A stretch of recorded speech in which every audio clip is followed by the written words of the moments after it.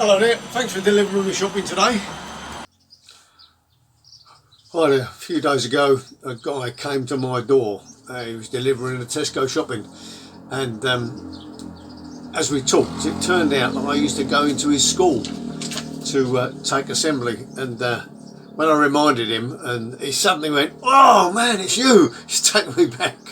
And we had a chat, and fortunately my wife had left a New Testament near the front door, and I was able to give it to him. He was so pleased to receive it, and he said he's going to tell his brothers and sisters he'd seen me, and yeah, brilliant. It was lovely to be able to do that, but you know, sometimes we just got to be ready. What's our attitude to people who come to our door, or just everyday people? Do we see them as Jesus did? He saw them as sheep without a shepherd, and he said the harvest is big, but there aren't too many harvesters. And he told us to pray that that should be more harvesters. And when we join in with him, we're joining in the ministry of Jesus. Listen to the passage. Matthew 9:35. Jesus went through all the towns and villages, teaching in their synagogues, preaching the good news of the kingdom and healing every disease and sickness.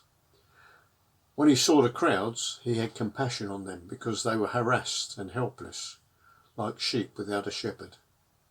And he said to his disciples, "The harvest is plentiful, but the workers are few. Ask the Lord of the harvest, therefore, to send out workers into his harvest field." I went down to a local hardware store just now, and I bought this door, and my wife was going to help me put it on the car. And a bloke came up and he said, "Oh, can I help you?" And my missus was only too pleased to let him help me put it on top of the car. And we put it on, and she went off to take the trolley back towards to the shop. And in my wallet, I knew I had a leaflet, a gospel leaflet, so I gave it to him, and it was like £1 million note. And I said, "You a Christian at all?" And he said, "Yeah, I'm a Sikh, as it happens." And we had a little conversation about spiritual things. And my missus then came back, and I said, "You got one of those things for him?" And she knew what I was talking about, because I knew she put a New Testament in her bag. And so she got it out for him and gave it to him. And he said, "Oh, thanks so much." He was really pleased that we're giving him the New Testament and Psalms that we had with us. So we're ready. I'm pleased we're ready with that to be able to give him something. You know, it's just a sort of passing conversation. A nice bloke. He helped us, you know, and it was nice to really pass on something important to him too. As a harvester, you wouldn't go out to the fields to harvest without taking your gear. You probably make sure you got a scythe with you in those days, or nowadays you take a combine harvester. But you wouldn't go out with nothing. You'd be ready. And maybe as harvesters, we need to be ready to harvest wherever we are, because we never know when the opportunity might arise. Like that guy I was talking about in the shop. You know, we've just got to be ready.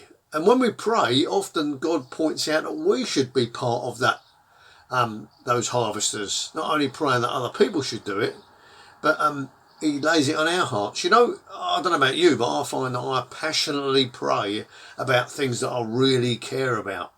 I know when one of my family was very ill, I prayed like I never prayed before, because I passionately cared about this person. And you know, we passionately pray that God would meet with people, and we will bring more harvesters and people that will tell others about the gospel. And do we join in? Because when we join in, we're becoming examples for others. We're doing the work, of course, but also examples to others, and we're able to encourage others to say, look, try it like this, do this, get ready, be ready to harvest. And because you never know when the opportunity might arise. That's why I often put literature in my pocket before I go out, so does my wife. And if we're together, because we can work as a team. But, you know, it's good to be able to do that, to get ready, because these opportunities do arise. And effectively, it makes us aware when we take stuff with us and we've prayed, like we're ready. Like the harvester, he goes out with his scythe or with his combine harvester, and he's ready to do the work. Now, you might do other stuff along the way, but as we can doing this type of harvest. But we need to be ready. We need to be purposeful about the harvest, and Lord, we need to. I nearly prayed then, and we need to ask God that other people would also be ready and join in the harvesting, because the harvest is white. There's loads of people out there, and they're sheep without a shepherd. They don't know what their right hand from their left, as it says in what book's that? Remind me.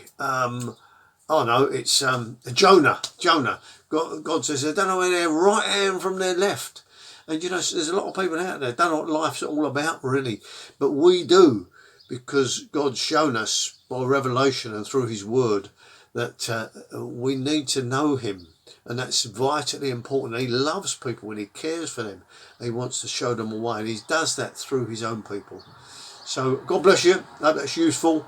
And keep on doing it. Keep on harvesting, and keep encouraging and praying that others should do it also.